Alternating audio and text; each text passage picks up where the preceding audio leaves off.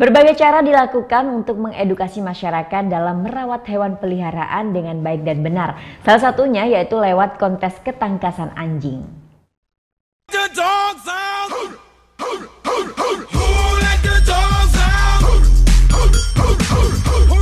Melompati galah, berlari zigzag hingga melewati terowongan.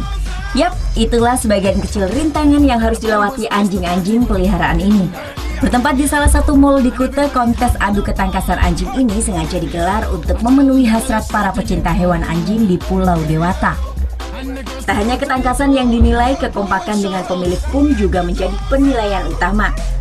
Setiap anjing wajib melewati rintangan yang telah ditentukan, dengan diberikan batas waktu tertentu. Tidak semua anjing-anjing ini dapat melewati rintangan, sehingga harus didiskualifikasi.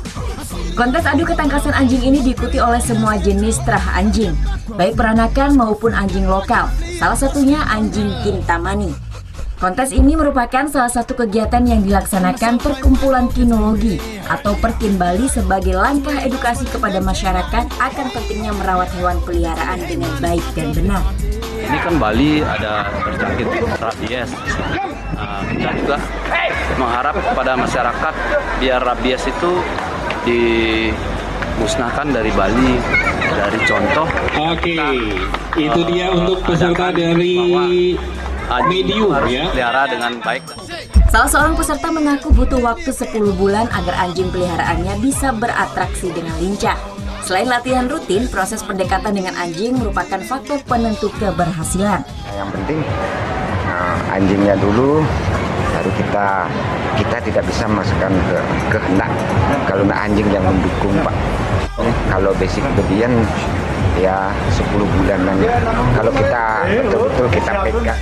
Kedepan kontes ketangkasan anjing ini akan terus dilaksanakan. Tiket dari hasil kontes ini nantinya akan disumbangkan untuk memvaksinasi anjing di Bali secara gratis. Tim Liputan melaporkan untuk NET.